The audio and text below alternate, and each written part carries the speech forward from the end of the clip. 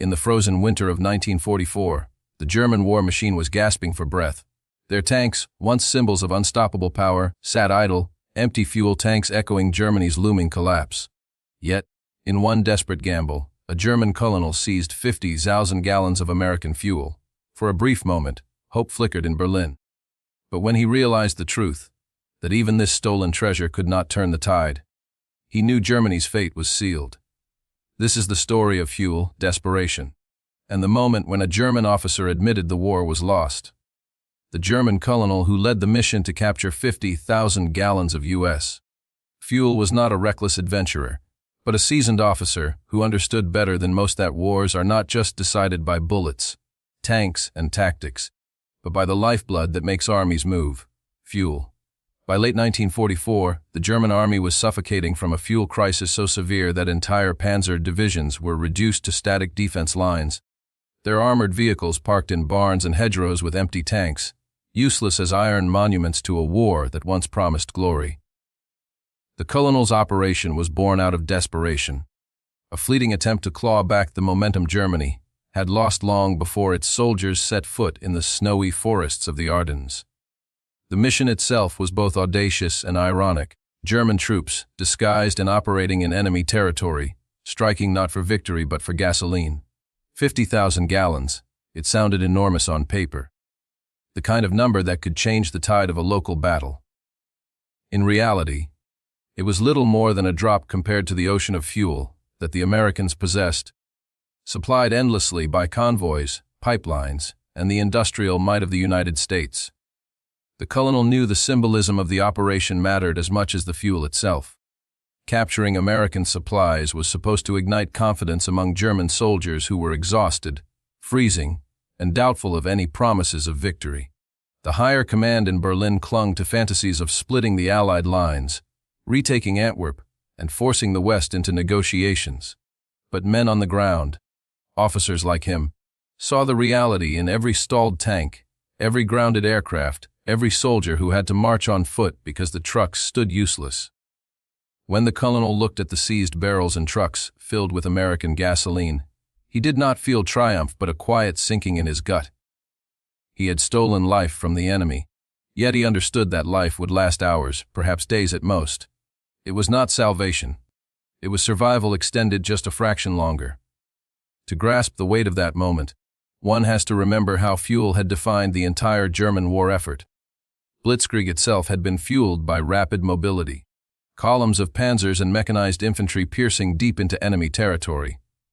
Those lightning victories in Poland, France, and the early stages of Operation Barbarossa had been made possible by careful fuel stockpiling and calculated risks. But as the war dragged on, Germany's access to oil shrank. The Romanian oil fields at Ploiești, once their lifeline, were bombed into ruin. Synthetic fuel plants in Germany were devastated by Allied air raids. Every day, the Wehrmacht was bleeding fuel faster than it could replace it. Soldiers whispered about fuel as though it were gold, and officers like this colonel knew they were no longer commanding armies of steel, but armies chained by the empty tanks of their machines. The colonel stood before the barrels of captured gasoline, running his gloved hand across the metal surface, feeling the cold steel, and knowing that this treasure he had secured could not alter the imbalance of power. The Americans had thousands of gallons for every one he seized. Their logistical network was unmatched in history, with fuel pipelines stretching under the English Channel, convoys moving supplies around the clock, and industrial centers that produced more oil and gasoline than the Reich could even dream of.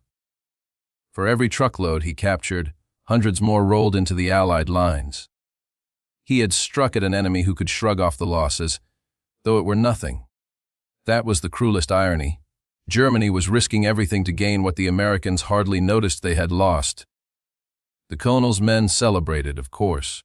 Soldiers who had been running dangerously low on fuel suddenly saw their vehicles moving again, the rumble of engines returning to life after days of silence. To the men, it was a victory, proof that their command could still strike fear into the Allies, still seize what was needed, still fight. Yet the colonel did not smile. He could not. In the back of his mind, he replayed the math over and over again. 50,000 gallons could keep a handful of panzer divisions moving for a short time, but what about next week? What about next month? Germany had no reserves waiting in hidden depots, no great oil fields still under its control, no hope of restoring the synthetic fuel plants quickly enough. The colonel understood the bigger picture, and in that picture, Germany was already a defeated nation pretending otherwise. His realization was not dramatic, not marked by a single event but by a slow, heavy acknowledgement that settled into his bones. Looking at the captured American trucks, he could almost see the future. German soldiers abandoning their vehicles, officers negotiating surrender, civilians left to face the advancing Allies. He knew that the very act of seizing American fuel was proof of defeat, not victory. An army that must depend on the enemy's supplies has already lost its independence, already confessed its weakness. What the colonel had done was admirable in courage and execution, but tragic in meaning. It was the kind of mission that belonged not to a nation on the rise, but to one clinging to survival by stealing scraps from the table of a stronger adversary. When historians look back on the collapse of Nazi Germany, they often point to the battles lost on the Eastern Front, the Allied landings in Normandy, or the steady destruction brought by bombers in the skies above German cities. Yet for the men who commanded on the ground, who had to move divisions and plan operations, the real killer of the German war machine was not simply the enemy's firepower, but the silent, suffocating choke of fuel shortages. In the beginning, the Wehrmacht had thrived on speed. The panzer divisions rolled like lightning, their tanks slicing across borders, their trucks carrying supplies deep into enemy territory, their aircraft circling overhead in tight coordination. But none of this brilliance, none of this momentum, was possible without gasoline. When the tanks slowed, when the trucks were abandoned, when planes sat grounded on airfields for lack of fuel, the war became a slow crawl that Germany could not afford.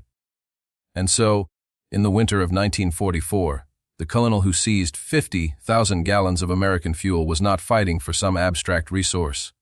He was trying to breathe life into an army that was already suffocating. The shortages had begun years earlier.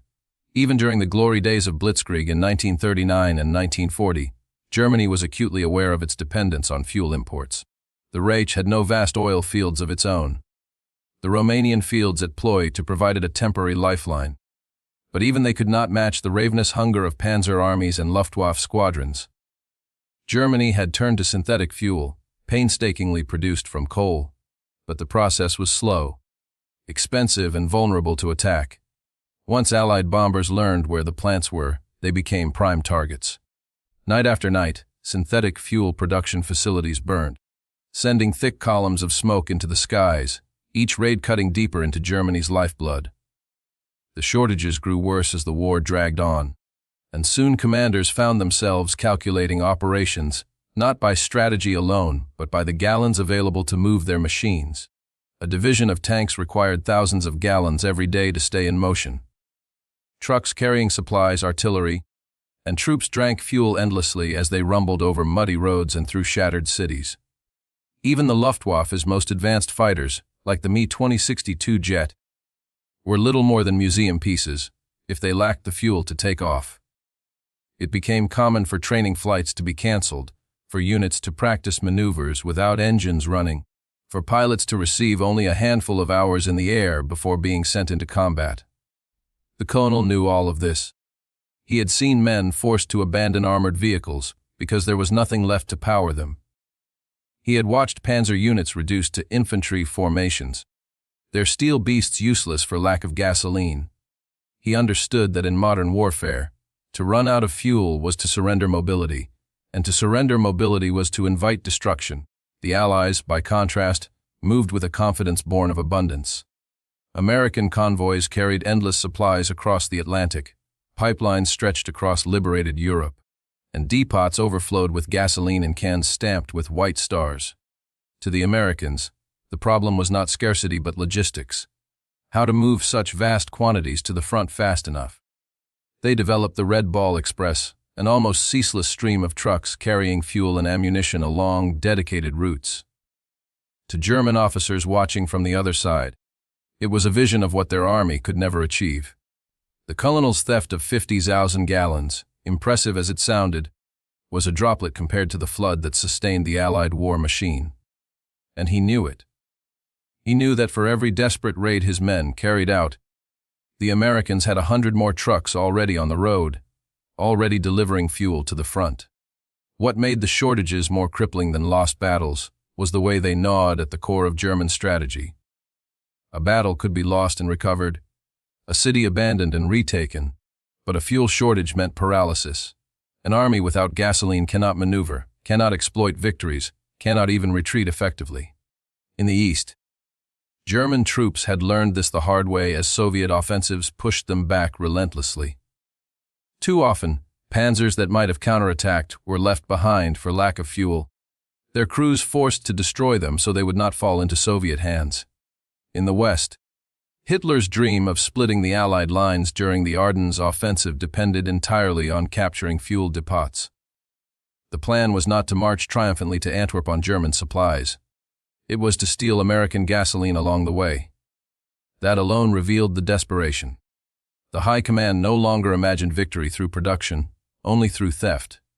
And officers like the colonel, seasoned and sober-minded, recognized that this was no strategy at all, but the flailing of a nation running out of breath. The colonel had seen morale falter because of the shortages. Soldiers, hardened by years of war, understood when something was wrong. They saw the empty barrels. They felt the silence of machines that should have roared. They marched on blistered feet where once they rode in trucks.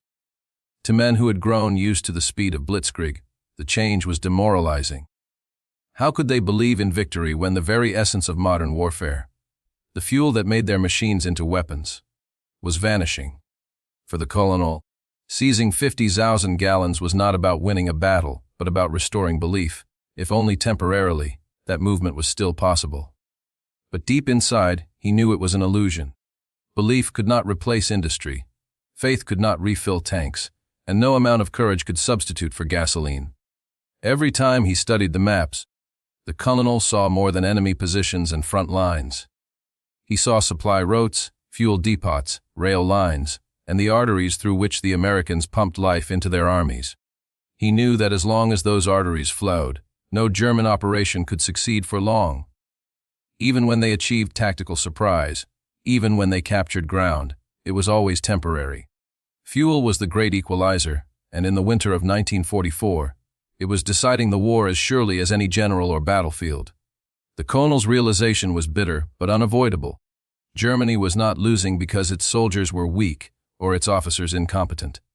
It was losing because the engines that once roared with power were falling silent, one by one, until only the echoes of past victories remained. There was a cruel irony at the heart of Germany's last desperate gamble in the winter of 1944. The mighty panzers, once symbols of unstoppable blitzkrieg, were no longer powered by German industry, no longer sustained by the oil fields of Allies or the synthetic plants of the Reich. Instead, their very survival, their ability to roll forward even a few miles, depended on the fuel they could steal from the enemy. It was as though the proud machines of the Wehrmacht had become parasites, feeding off the abundance of the Americans to keep moving. For officers like the colonel, who had built their careers on the idea that German engineering and discipline could conquer nations, it was a humiliation disguised as necessity.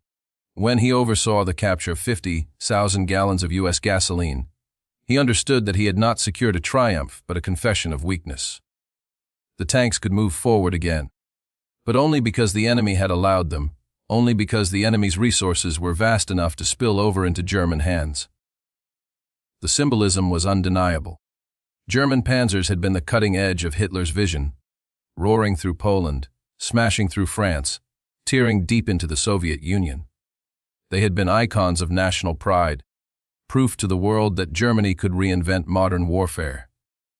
Soldiers followed them with confidence, civilians spoke of them with awe, and enemies feared the thunder of their engines. But in late 1944, the thunder was a hollow echo. The engines were silent until someone could find enough gasoline to fill their thirsty tanks. And that gasoline, more often than not, bore the markings of the United States Army. To steal fuel from the enemy to keep fighting the enemy was not strategy, It was desperation. The colonel felt the irony like a weight pressing on his chest as he watched his tanks guzzle American gasoline and roll once more into battle. For the men driving those tanks, the irony was less philosophical and more immediate. They knew that their survival in combat depended on mobility. A tank without fuel was a coffin of steel, vulnerable to artillery, aircraft, or even infantry armed with explosives. To be caught without fuel was to invite annihilation. So when they captured American fuel depots, when they siphoned gasoline from Allied trucks, they felt relief more than shame. But the colonel could not escape the broader meaning. He knew what it said about the balance of the war, about the reality of Germany's situation. He knew that every time a German tank rumbled forward on stolen American fuel, it was a silent admission that Germany no longer had the means to fight on its own terms. The irony went deeper still. Hitler's plan for the Ardennes offensive, the so-called Battle of the Bulge, had hinged not merely on bold strategy but on capturing enemy fuel. The High Command had drawn up maps not just of terrain and enemy units, but of American fuel depots, gas stations for their panzers. The plan itself was a tacit acknowledgement that German logistics were broken. An army planning to invade Belgium and seize Antwerp, without the fuel to get there, was a gambler betting with stolen chips. The colonel had studied those maps, had heard the orders, had understood that success was measured not by ground taken but by fuel barrels seized. He saw the irony, even if Berlin refused to admit it. He knew that no great empire could sustain itself on theft. There was another layer to the humiliation. German propaganda had long portrayed the Reich as technologically superior, disciplined, and self-sufficient. The panzers were supposed to embody that image, sleek, powerful, and forged by German hands to dominate the battlefield. Yet the reality was that by 1944, those same machines could not move without foreign fuel. It was as though the mask had slipped, revealing the fragility behind the image. For the colonel, who had once felt pride in seeing his units march with panzers at the spearhead, it was a bitter reversal. He could not ignore the irony that the very weapons built to assert German dominance now highlighted German dependence. The Americans, meanwhile, hardly noticed the losses. To them, fuel was so abundant that the capture of 50,000 gallons was a minor inconvenience, a line item in a ledger that would be replaced within days. Convoys poured into Europe by the hour, pipelines fed fuel directly to advancing divisions, and reserves seemed limitless. That imbalance made the irony sting even more. Germany was risking men and lives to capture a quantity of fuel that meant little to the Americans, but everything to the Germans. It was a disparity so vast that it mocked the very effort of stealing. The colonel knew this. He could not avoid the thought that the act of capturing fuel was not a sign of strength, but proof of how far Germany had fallen. As the tanks rolled forward, powered by American gasoline, there was a strange contradiction in the air. The soldiers cheered, believing that their machines had come alive again, believing that momentum had returned. But the colonel felt none of that joy. He felt the hollow irony that every mile gained, every shot fired, every movement of his armored force was borrowed from the enemy. Victory itself had become conditional, powered not by the Reich's might, but by the generosity of what they could seize. The irony was not lost on him, nor was the inevitability of what it meant. An army that feeds on the enemy to survive is already doomed, because the enemy will always have more to give than can be taken. That was the bitter truth of the winter of 1944. German tanks, once the pride of the Reich, once the terror of Europe, were now dependent on the very supplies of the men they were sent to destroy. The colonel could see it plainly, even if others refused to admit it. He knew that history would not remember the capture of 50,000 gallons as a triumph, but as a tragic symbol, a moment when the great war machine of Germany revealed its emptiness. The irony was too sharp, too undeniable, too damning. The panzers rolled on, but they did so on borrowed lifeblood. And the colonel understood what that truly meant. The colonel had always believed in the skill of German soldiers, in the precision of German engineering, in the discipline that had made the Wehrmacht feared across Europe. But by the final winter of 1944, as he stood over captured barrels of American gasoline, he realized that no amount of courage or training could overcome the crushing weight of Allied industry. Germany could win battles, could surprise the enemy, could even mount daring offensives like the Ardennes Push. But against the industrial machine of the United States, every victory was temporary. Every effort was a flicker against a raging storm. It was not a contest of bravery anymore, but of production. And in that contest, Germany had already lost. The United States had mobilized its economy on a scale the world had never seen. Factories that once built cars, refrigerators, and radios now turned out tanks, planes, and ships in staggering numbers. Every month, thousands of new vehicles rolled off assembly lines, while convoys crossed the Atlantic carrying mountains of supplies. Oil flowed in from Texas, Oklahoma, California, and from overseas fields, refined into gasoline and shipped in endless streams to the front. In 1944 alone, American industry produced more than double the number of aircraft and tanks that Germany could field. The colonel had studied these numbers, and though Berlin tried to minimize their significance, he knew they told the real story. No matter how skilled his men were, no matter how clever his tactics, he was fighting against a machine that could replace every loss effortlessly while Germany bled itself dry. He had seen the contrast firsthand. German soldiers carried worn rifles, reused uniforms, and field equipment patched again and again.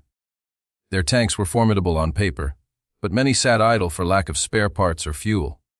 The Luftwaffe, once dominant, was reduced to a shadow, with aircraft grounded for lack of gasoline or destroyed on the runway by Allied bombers. Meanwhile, the Americans seemed to swim in abundance. Their soldiers were well fed, their boots sturdy, their uniforms fresh. Their tanks arrived in long columns, not in handfuls. Their skies were filled with swarms of aircraft, fighters and bombers alike, circling like flocks of steel birds. To German eyes, it seemed as though the Americans never ran out of anything. The colonel knew it was not an illusion. It was the reality of industrial might, and it was the hammer crushing Germany's last hopes. The sheer scale of production meant that even German victories were hollow. A destroyed American tank was replaced within days. A downed aircraft was one of hundreds arriving the following week. Supplies lost to raids were replenished by the next convoy. For the Americans, the loss of 50,000 gallons of fuel meant little. For Germany, it was the difference between tanks moving or standing still. The imbalance was so stark that it reduced German efforts to acts of survival rather than progress. The colonel understood that his seizure of American fuel was not an act of strategy but of necessity, a small ripple against a tide that could not be turned. The irony of it all was that German soldiers often fought with extraordinary skill, inflicting heavy casualties, delaying advances, and forcing the Allies to pay dearly for every mile. Yet these feats, however heroic, did not matter in the larger picture. The Allies could afford losses. They could replace men, machines, and material. Germany could not. Every tank lost was a wound that could not heal. Every aircraft destroyed was a gap that could not be filled. Every gallon of fuel burned was a step closer to paralysis. The colonel had fought long enough to know that this imbalance was decisive. Wars are not won only on the battlefield, but in the factories, the oil fields, and the shipping lanes. And in all of these arenas the Allies had already achieved total dominance. He thought often of the German High Command's dreams of reversing the war. They still spoke of counterattacks, of breaking through to Antwerp, of forcing the Allies to negotiate. They clung to the illusion that courage and surprise could compensate for scarcity. But the colonel, standing among the barrels of stolen American fuel, could see through the illusion. He knew that even if his tanks advanced, even if they cut through enemy lines, the momentum would last only as long as the gasoline held out. And when it was gone, the Americans would still have more, rolling forward in waves that no amount of bravery could stop. That was the truth no one wanted to speak aloud. Germany was not losing because its soldiers had failed, but because its enemy had mastered the art of overwhelming production. The Allies' industrial might was visible in every corner of the battlefield.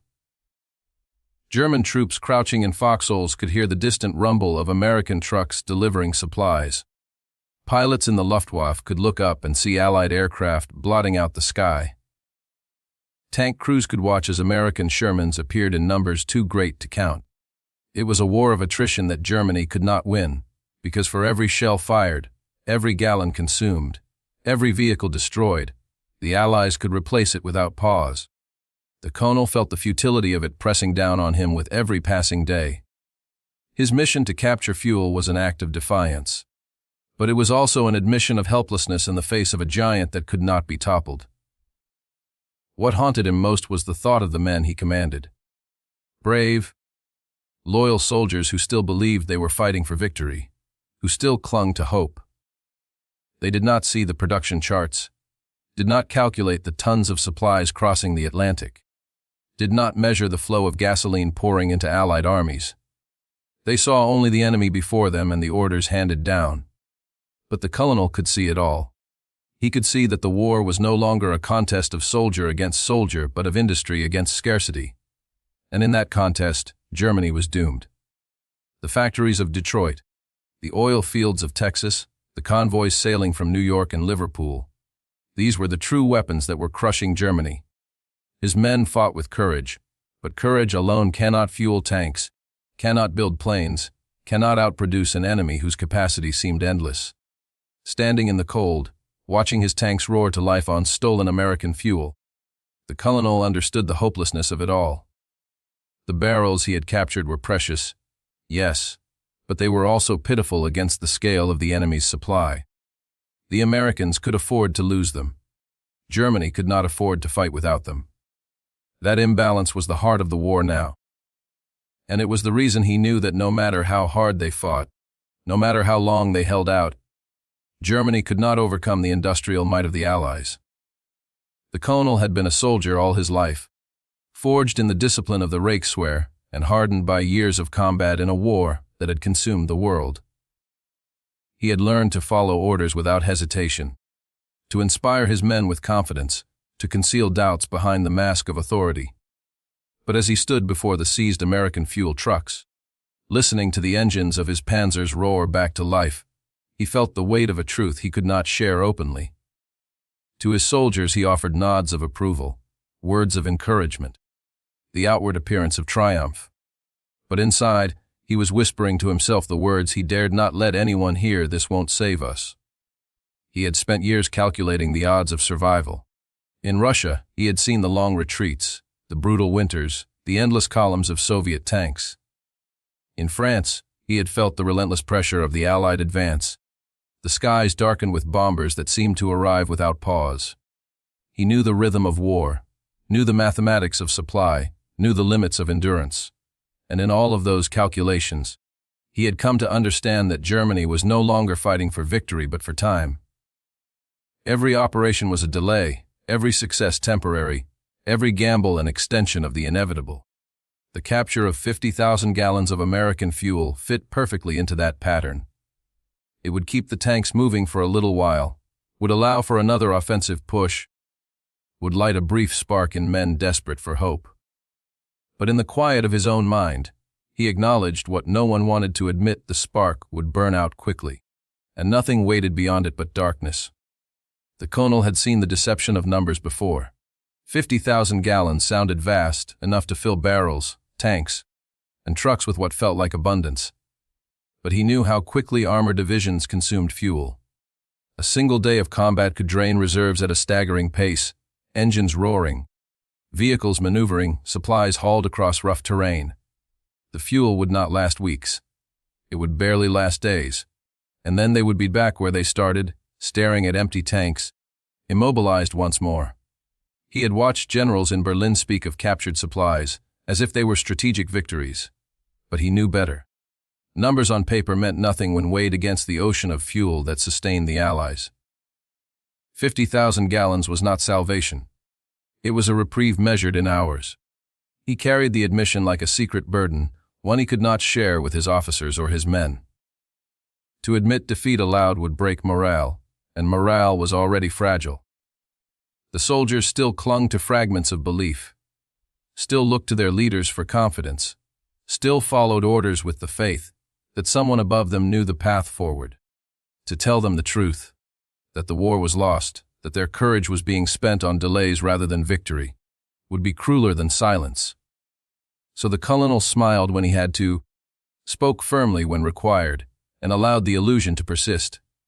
Yet at night, when the fires burned low and he was alone with his thoughts, the whisper returned, "This won't save us." There was no single moment that had given him this realization. It had been building for months, perhaps years, growing stronger with each retreat, each lost city, each ration cut. It was the accumulation of small signs: the empty fuel depots, the grounded aircraft, the destroyed refineries, the trains that no longer arrived on time. It was the exhaustion in the faces of his men, the desperation in the orders from Berlin, the hollow promises that victory was still possible. He had seen too much, fought too long, to believe in fantasies. The war was bleeding Germany dry, and the enemy's strength was only increasing. His captured fuel was a symbol of that imbalance, not a solution to it. He remembered conversations with fellow officers, whispered in the dark when confidence slipped and honesty crept in. They spoke of the shortages, of the overwhelming firepower of the Allies, of the futility of continuing. But such words were dangerous. They could not be voiced openly. To question the war was to risk suspicion, to invite accusations of defeatism, to be branded as unfaithful to the Reich. So the colonel kept his admission to himself, burying it deep where only his conscience could hear it. Still, it weighed on him every time he looked at his soldiers. They fought with bravery, they sacrificed willingly, but he knew their blood was being spent for nothing more than delay. The colonel had once believed in the power of discipline and will to shape outcomes. He had seen German forces achieve the impossible in the early years of the war, conquering nations with speed and precision that stunned the world. But he had also seen the limits of will when matched against material superiority. No matter how fierce the German soldier, no matter how determined the officer corps, they could not manufacture fuel out of air, could not summon new armies from nothing, could not halt the endless flow of Allied supplies. It was not a matter of courage anymore, but of resources, and Germany had none left to give. The admission he carried was not born of despair, but of clear-eyed realism. He knew the truth, even if others refused to see it. Each time his tanks rolled forward on the stolen American gasoline, the colonel felt the contradiction in his chest. To his men it was proof that they still had strength, that they still had the means to strike, that Germany still had a chance. To him it was proof of the opposite, that they were living off scraps, surviving only because the enemy had more than enough to spare. The colonel could not escape the thought that his men were celebrating the very evidence of their defeat. They cheered the fuel, but he saw it for what it was, a reminder that Germany could not fight without the enemy's lifeblood. The whisper returned, steady and relentless, "This won't save us." And so he carried the secret, invisible to the men around him. They saw a commander who pressed forward with determination, who seized opportunities, who inspired them to keep fighting. But beneath the surface was a man who had already accepted the end, who knew that no matter how many gallons were captured, no matter how many temporary victories were claimed, Germany was doomed by the arithmetic of war. The colonel's private admission was his most honest moment, a confession to himself that courage and sacrifice could no longer change the outcome. The fuel barrels glistened in the cold, the engines roared, the men cheered, but in his heart the colonel knew the truth. This would not save them. In Berlin, maps still stretched across long tables, flags still moved across front lines, and speeches still thundered with promises of victory. Hitler clung to visions of counteroffensives, of dramatic blows that would reverse the tide, of miracles that would restore the Reich to strength. To his inner circle, he spoke with absolute conviction, insisting that bold action would shatter the Allies' advance and force the world to recognize Germany's endurance. Yet behind the illusions was a reality that men like the colonel could not ignore.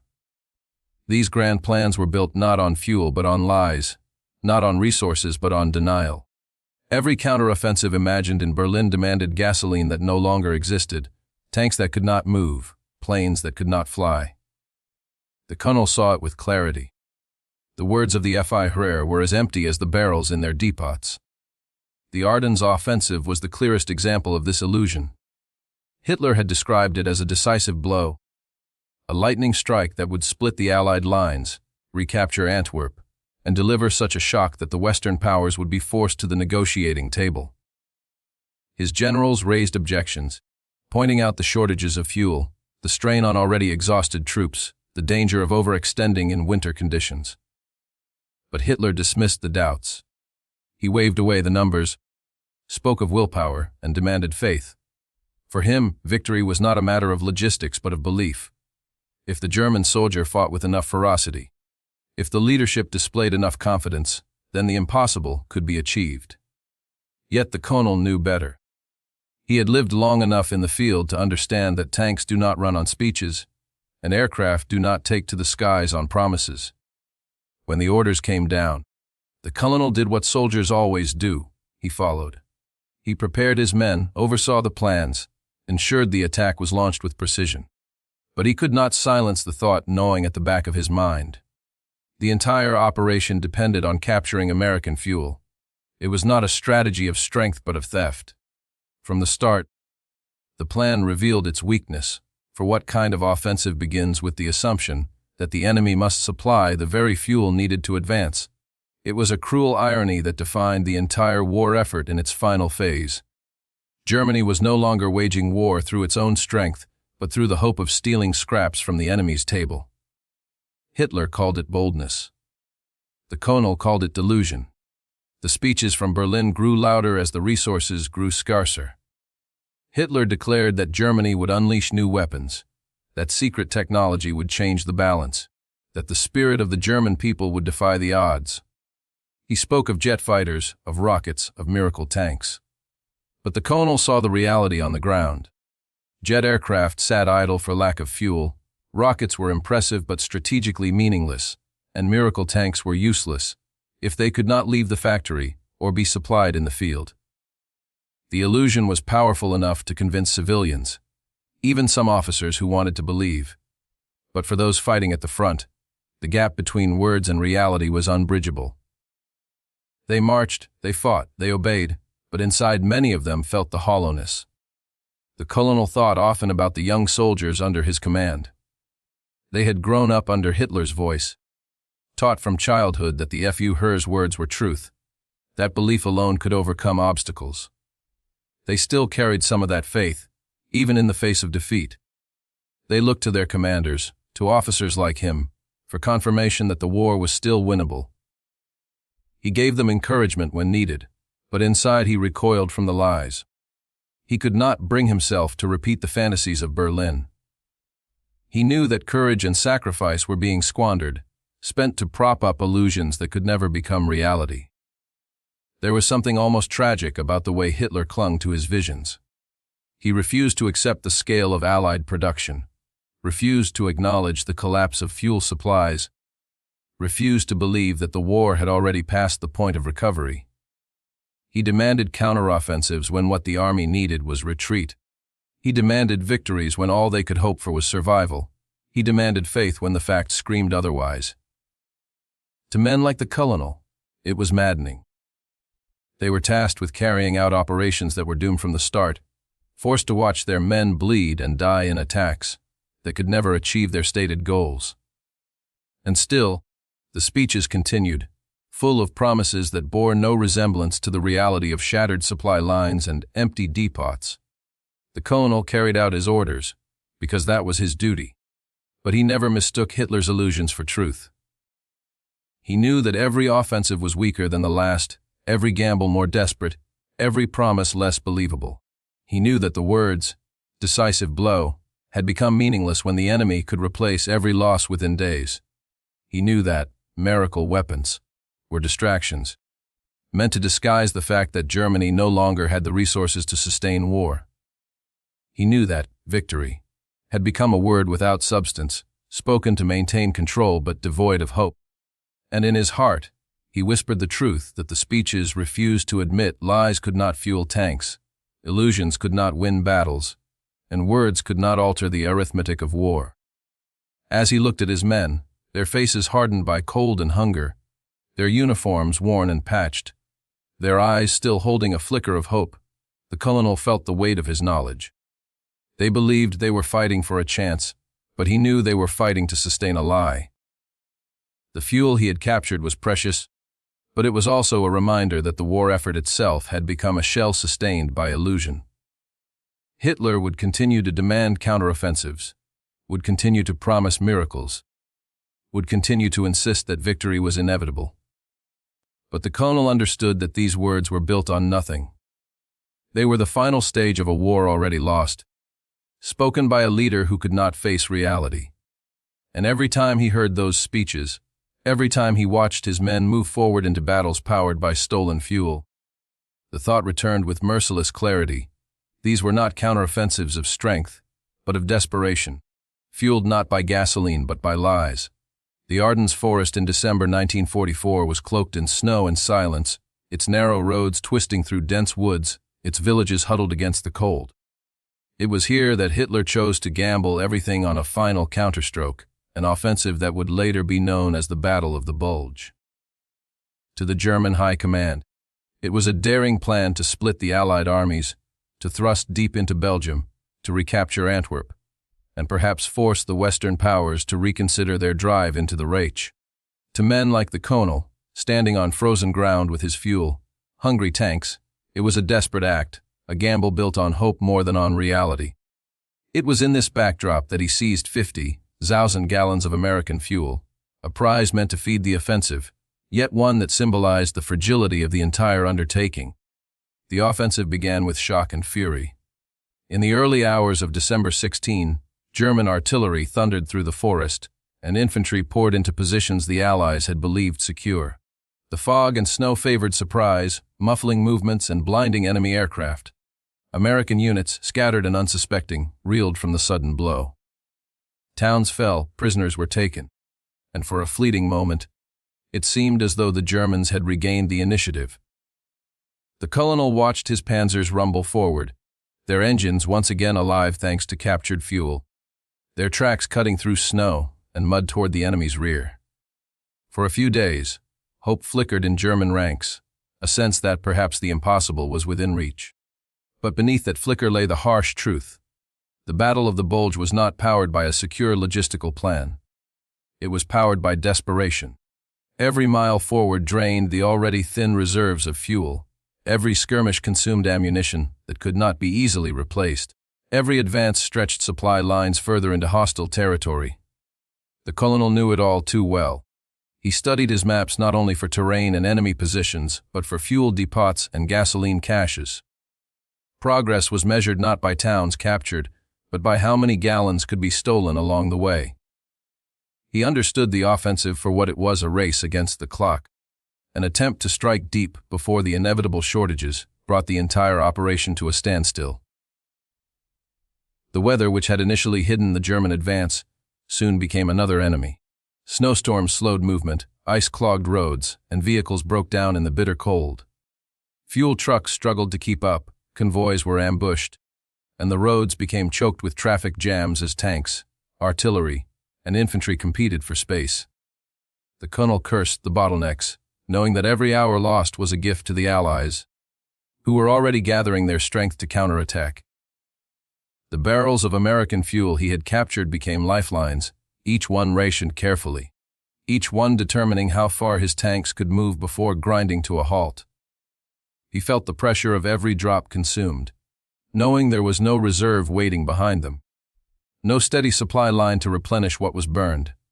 Meanwhile, the Americans recovered from their shock with astonishing speed. Units that had been scattered regrouped. Reinforcements poured into the Ardennes, and soon the forest echoed with the roar of Allied artillery and the rumble of fresh divisions. The skies cleared, and with them came the endless flights of Allied aircraft, bombing roads, strafing convoys, cutting into the already fragile German supply lines. The colonel watched the balance shift, saw the momentum drain away, felt the weight of inevitability settling back onto his shoulders. He had known from the start that the offensive depended on speed, and now speed was gone. The Allies were too strong, their reserves too vast, their logistics too secure. The bulge in the lines was real, but it was also temporary, destined to collapse as quickly as it had formed. The villages of the Ardennes bore witness to the desperation. German soldiers, hungry and cold, searched for food and shelter as they pushed forward, while American troops fought fiercely to hold crossroads and bridges. Civilians huddled in basements, caught between the hammer and the anvil. Their towns reduced to rubble as the battle raged around them. For the colonel, every engagement carried the same haunting question: would the tanks have enough fuel to move again afterward? Victory in a firefight meant little if the vehicles could not advance beyond it. More than once, he was forced to abandon opportunities because the fuel simply was not there. The 50,000 gallons he had captured gave him a temporary advantage, but temporary was all it could ever be. As the days dragged on, the cost became unbearable. German casualties mounted, supplies dwindled, and the dream of reaching Antwerp evaporated. What had begun as a bold thrust became a grinding battle of attrition, the very kind of war Germany could not afford. The colonel saw it unfolding exactly as he had feared. The men fought bravely, the tanks struck hard, but the foundation was hollow. Every mile gained was followed by exhaustion. Every advance slowed by shortages, every hope dashed by the sheer weight of Allied resistance. He knew that the battle, no matter how fierce, could not achieve its grand objectives. At best, it delayed the inevitable. At worst, it bled Germany dry at the very moment it needed strength the most. When the Allies finally counterattacked in force, the colonel understood that the offensive was finished. His tanks, once again low on fuel, withdrew under pressure, their stolen lifeblood consumed. The bulge in the Allied lines collapsed. The momentum shifted permanently, and Germany had spent the last of its strength. The captured fuel, the daring raids, the brief surge of power, all of it vanished into the larger reality of overwhelming Allied superiority. The Battle of the Bulge, which had promised so much to Hitler, had delivered only a fleeting illusion and a devastating cost. The colonel carried the memory of it like a scar. He remembered the early days of triumph, the roaring engines, the flicker of hope in his men's eyes. And he remembered the silence afterward, the stalled vehicles, the retreat, the realization that nothing had truly changed. The Ardennes had been the stage for Germany's final gamble, and the gamble had failed. The fuel he had captured, the desperate act that had given his tanks temporary life, had not altered the outcome. It had only prolonged the struggle, delayed the inevitable, and confirmed what he already knew deep in his heart: the war was lost, and no amount of fuel, no matter how cleverly seized, could change that. Among the officers of the Wehrmacht, silence often spoke louder than words. They had been trained to project confidence, to obey without question, to inspire their men with certainty even in the darkest of moments. But in the final months of 1944, as the Ardennes gamble unfolded and supplies dwindled, a quiet fear began to spread among them, a fear too dangerous to admit aloud yet impossible to suppress. The colonel felt it in every meeting, every briefing, every exchange of glances across the map tables. Surrender was a word that could never be spoken in front of subordinates, never dared in the presence of fanatics loyal to Berlin, but in the minds of the seasoned officers, it lingered like a shadow. They could see the truth written in the empty depots, in the halted tanks, in the faces of exhausted soldiers. They knew the end was near, and though they wore their uniforms with pride, fear gnawed at them in silence. The colonel remembered how different the atmosphere had been in the early years of the war. Officers carried themselves with a sense of certainty, their voices firm, their plans bold, their faith in victory unshakable. They had spoken of destiny, of conquest, of rewriting the map of Europe. Now the tone had changed. When they gathered, there were long pauses between sentences, eyes that avoided meeting one another. The weight of unspoken doubts pressing into the room. They still used the language of command, still issued orders with authority. But behind every directive was the knowledge that resources were collapsing, that divisions were shells of their former strength, that the Allies had built a machine too vast to be stopped. The silence between words was filled with the fear of what would come when the illusion of control finally broke. The colonel himself carried this fear deep inside. He had fought too long, seen too much to cling to fantasies. He knew that the war was no longer about victory but about survival, and even survival was slipping away. Each time he looked at his maps, the arrows drawn with precision now seemed like sketches of futility. He could plan advances, order attacks, maneuver his tanks, But every action was chained to the reality of dwindling fuel and ammunition. He saw the war narrowing into a single inevitable path: retreat, collapse, surrender. The fear was not only for himself but for his men, for the thousands of soldiers under his command who still believed they were fighting for something that could be won. He feared what would happen when they realized the truth, when the mask finally slipped. In quiet moments, when he was away from the eyes of subordinates, the colonel sometimes allowed himself to speak in hushed tones with fellow officers he trusted. Around the glow of a lantern, voices low, they admitted what none would dare in public. Germany was finished. They spoke of the vast Allied resources, of the Soviets pushing from the east, of the destruction raining down from the skies. They spoke of fuel shortages that strangled their movements, of supply lines severed, of divisions reduced to remnants. And they spoke, though never directly, of surrender. The word itself was poison, but the idea was clear. They wondered how much longer they could hold on, how many more men would die before the inevitable was accepted. The silence after such conversations was heavy, each officer retreating into his own thoughts, each carrying the same fear back into the daylight where it could not be acknowledged. The colonel noticed the signs of this silent fear everywhere. It was in the way officers hesitated before issuing orders, as though weighing not the best course of action, but the least disastrous. It was in the tightness of their expressions when reports arrived from the front, detailing losses they knew could never be replaced. It was in the rare slips of honesty. When an officer muttered under his breath that fuel would not last another week, or that the men were at breaking point. The fear was never spoken directly, but it lived in every pause, every sigh, every glance at the horizon where the Allies were drawing closer.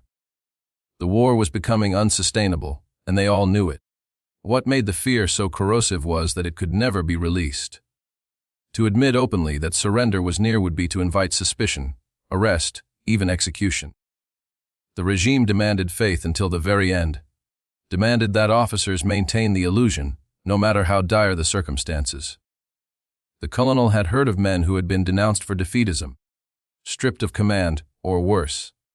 And so he carried his fear in silence, burying it beneath the mask of discipline, showing his men only resolve while hiding the gnawing truth that haunted him. The silence became a kind of prison, trapping the officers in their roles, forcing them to act out confidence while knowing in their hearts that the war was lost. The colonel could not stop his mind from drifting to the image of surrender itself. He imagined the day when his tanks, drained of fuel, stood abandoned by the roadside.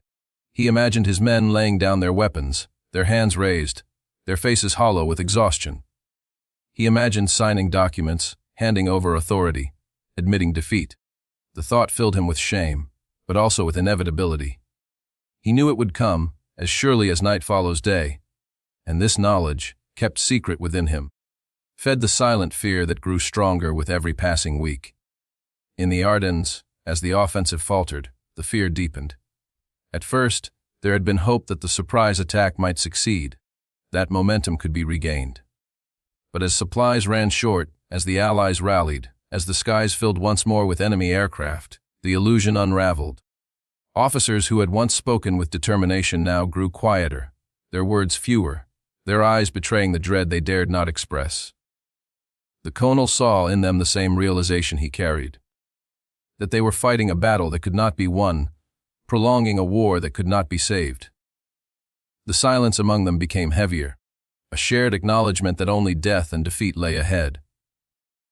The colonel carried that silence like a burden, knowing it was shared but never spoken. He watched his men march into battle, still believing, still obeying, still trusting their commanders to lead them to victory. And he felt the sting of betrayal in his heart, for he knew that surrender was not just near. It was inevitable. The fear he carried was not the fear of dying in battle, for that was a risk he had long accepted. It was the fear of watching everything unravel, of seeing his army collapse, of standing powerless as the Reich he had served crumbled into ruin. It was a fear that lived in silence, unspoken but understood, shared by every officer who still wore the uniform while knowing the truth. Surrender was near, and the silence was its herald. When the colonel first laid eyes on the captured American fuel trucks, he felt the strange mixture of triumph and dread that defined the war in its final phase. His men cheered at the sight, their spirits lifted by the barrels filled with precious gasoline, their hands eager to siphon it into thirsty tanks that had stood silent for too long. On the surface, it was a victory, a tangible prize wrestled from the enemy, proof that the Wehrmacht still had teeth. But to the colonel, who had seen war measured not just in battles, but in supply chains, those barrels told a different story. They revealed the imbalance that was breaking Germany's back, the staggering gulf between what the Reich could seize in desperation and what the Allies could replace without effort. The fuel was valuable, yes, but its very existence in such abundance on the American side was the clearest reminder of why Germany could not win. Every captured barrel was a mirror reflecting German weakness. For all the daring of the raid, for all the courage of the soldiers who risked their lives to seize it, the fact that Germany had to steal fuel from the enemy said everything about its condition. Once German industry had powered invasions that swept across Europe, supplying vast armored columns and mighty air fleets. Now, that same army depended on what it could scavenge from its foes. The colonel understood the humiliation behind the celebration. He saw that each drop of fuel his tanks burned was a drop that America had not even noticed was missing. The imbalance was not just numerical, it was existential. Germany's survival now hinged on enemy supplies, while the Allies thrived on an industrial base so massive that even losses were insignificant. He had watched reports come in from the front lines, detailing seizures of food, ammunition, and clothing from captured American positions. Each time, the men treated it as a small victory, yet the colonel read between the lines. The enemy had so much to spare that even when the Germans took what they could, the effect was negligible. A single American convoy could carry more supplies than a German division could hope to capture in a week. A single Allied pipeline could deliver more gasoline in a day than his men could seize in a daring raid. What the Germans celebrated as lifelines were, in truth, reminders that they were fighting a war they could not sustain on their own. The imbalance was so vast that every captured crate, every stolen truck, was a symbol of futility. The colonel could not help comparing the two armies' supply chains. The Americans had the Red Ball Express, an endless stream of trucks rushing day and night to keep the front supplied. The Germans had convoys that were under constant threat, struggling with shortages, breakdowns, and fuel crises. The Allies had depots overflowing with supplies, while the Germans scoured abandoned villages and captured outposts just to keep moving. For the Americans, logistics was an unstoppable river.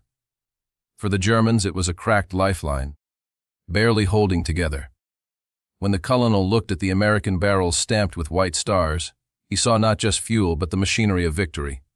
The industrial might, the organization, the ability to project power across oceans and sustain it indefinitely. He knew Germany had nothing to compare. The imbalance extended beyond fuel to every aspect of the war. The Americans replaced tanks faster than the Germans could destroy them. Their aircraft swarmed the skies in numbers that multiplied by the week, while the Luftwaffe dwindled to scattered remnants. Their soldiers were well fed, clothed, and equipped, while German troops patched uniforms, reused boots, and went hungry. Even the weapons themselves reflected the disparity. The Allies could afford to mass-produce simple, reliable designs like the Sherman tank or the P-51 Mustang, while Germany built fewer, more complicated machines that often stood idle for lack of parts. The colonel, standing beside his temporarily revived panzers, felt the bitter irony that even the best designed tank was nothing more than a steel carcass without fuel. The imbalance was not just in numbers but in sustainability, and that was where Germany was broken beyond repair. What struck the colonel most was the psychological impact of captured supplies. His men rejoiced at the sight of fuel or food, their morale boosted, their confidence renewed. Yet beneath their joy, he saw the dangerous dependency forming. They had come to expect that survival required taking from the enemy. That victory was tied to seizing what others had produced. It was no longer about what Germany could provide, but about what Germany could steal. To the colonel, this dependency was a clear signal that the war was already lost. An army that cannot supply itself is already defeated, no matter how bravely it fights. Captured supplies might prolong the struggle, but they could never replace the foundations of a self-sustaining war effort. The imbalance was permanent, and every raid only highlighted it. The Americans, for their part, hardly noticed the losses. If a depot was raided, it was refilled within days. If trucks were destroyed or stolen, replacements rolled in from ports that received shipments daily. The colonel knew that his 50,000 gallons, while life-saving for his own unit, were insignificant in the grand scale of the Allied war machine. They had oil fields spanning continents, factories working around the clock, shipping routes secured by naval dominance. They could lose more in a single week than Germany could capture in a month and still grow stronger. This was the imbalance that haunted the colonel. Every success for Germany was fleeting. Every gain consumed faster than it could be sustained. Every captured prize swallowed by the sheer enormity of Allied abundance. In moments of reflection, he imagined how history would view these seizures. Would they be seen as daring acts of defiance, proof of German resilience? Or would they be remembered as tragic symbols of desperation, the final scraps grasped by an army on the verge of collapse? The colonel leaned toward the latter. He felt the futility in his bones. He knew that his actions, however brave, were no more than temporary reprieves in a war that had already been decided by factories, oil fields, and shipyards far beyond his reach. The imbalance of resources was not something that could be overcome by tactics or courage. It was the foundation of victory, and it belonged entirely to the Allies. And so, as his men filled their tanks and prepared to push forward, the colonel allowed them their cheer, their brief illusion of strength. But in his heart, he knew the truth. The captured supplies revealed not hope but hopelessness, not salvation but surrender delayed. They were reminders that Germany was no longer a power shaping its destiny, but a force surviving off the cast-offs of its enemies. The imbalance was absolute, and in the end, it would break them completely. The colonel stood in the bitter cold, watching the last drops of captured American fuel being poured into the tanks of his armored vehicles. The engines coughed, roared, and came to life for another day's advance. But he knew the truth that few dared to say aloud. Germany was fighting a war it could no longer fuel. The war machine that had once thundered across Europe, that had terrified nations with its speed and precision, was now hollowed out, crippled not by lack of will or courage, but by the absence of the very lifeblood that made modern warfare possible. The colonel had long understood that armies march on their stomachs, but in the mechanized age, they moved on gasoline, and Germany had none left to give. He thought back to the early campaigns, when panzers swept through Poland and France with astonishing speed, when blitzkrieg had seemed unstoppable. Back then, the engines never fell silent. Fuel stocks had been carefully hoarded, resources concentrated, and every drop was used to sustain the lightning thrusts that shocked the world. The colonel had felt pride in those days, riding at the head of columns that seemed invincible. But even then, he remembered the constant worry about fuel consumption, the calculations of supply officers, the dependence on oil fields that were always too far from the heart of Germany. The seeds of weakness had been there from the beginning, masked only by early victories and the illusion of endless momentum. As the war dragged on, the problem grew into catastrophe. The Romanian oil fields at Ploiești, once Germany's lifeline, had been bombed relentlessly, their output reduced to a trickle. Synthetic fuel plants, painstakingly built to transform coal into liquid, had been hammered by Allied bombers until their chimneys stood as shattered ruins. Trains that once carried fuel to the front were destroyed in raids, their tracks twisted, their cars burning. The colonel saw the consequences every day: tanks left behind in villages, their engines silent, aircraft grounded on airfields, their wings gathering frost. Divisions forced to march on foot because the trucks had no fuel to move them. It was not strategy that stopped them, it was emptiness. The Reich was bleeding out through the holes in its fuel barrels. Every commander understood the nightmare of fuel shortages. A tank without gasoline was not a weapon but a target. An aircraft without fuel was not a fighter but a corpse of metal on a runway. Even infantry, in an age of mechanized war, depended on trucks to move, on supply convoys to sustain them. Without fuel, the Wehrmacht was reduced to an army of immobile steel and exhausted men. The colonel could not ignore it. He saw his soldiers fight with valor. He saw them launch daring attacks. He saw them resist overwhelming odds. But he also saw them betrayed by machines that stalled, by engines that died, by vehicles abandoned in the snow. They were not defeated only by the Allies. They were defeated by the silence of their own tanks. When he captured 50,000 gallons of American fuel, it was like a gasp of breath for a drowning man. The tanks rolled again, the men cheered, the illusion of strength returned for a brief moment. But the colonel felt no relief. He knew it would last only days, perhaps a week. Then they would be back in the same place, staring at empty barrels, immobilized once more. He could not escape the truth: Germany could no longer fuel its war. It was not simply that they lacked gasoline.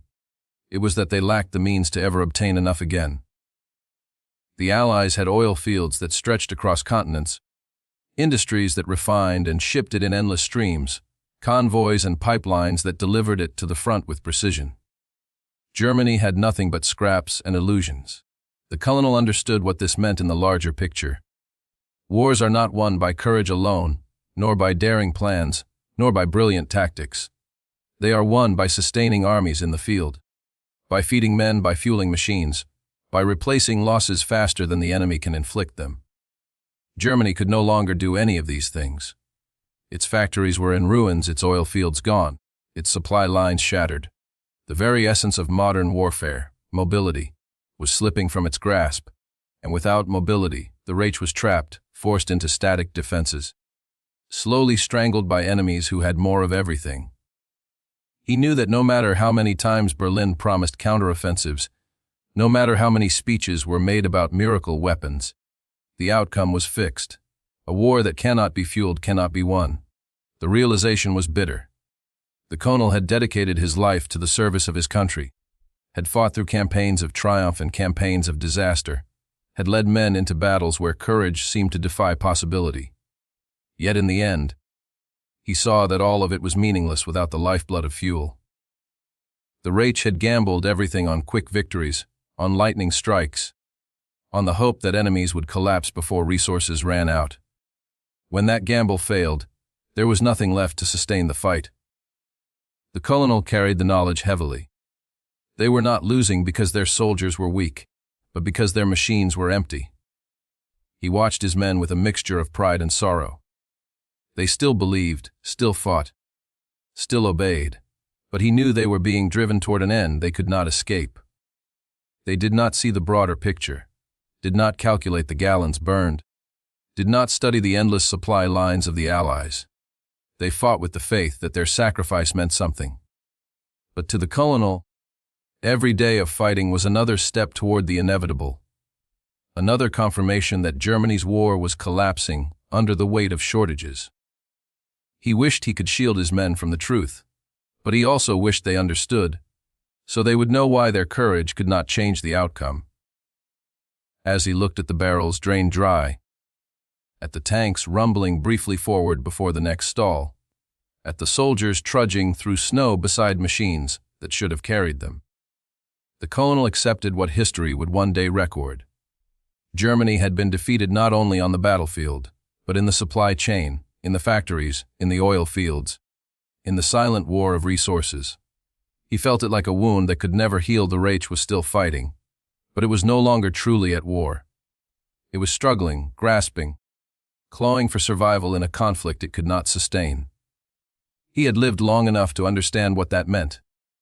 Germany was fighting a war it could no longer fuel, and in that simple truth lay the certainty of its destruction.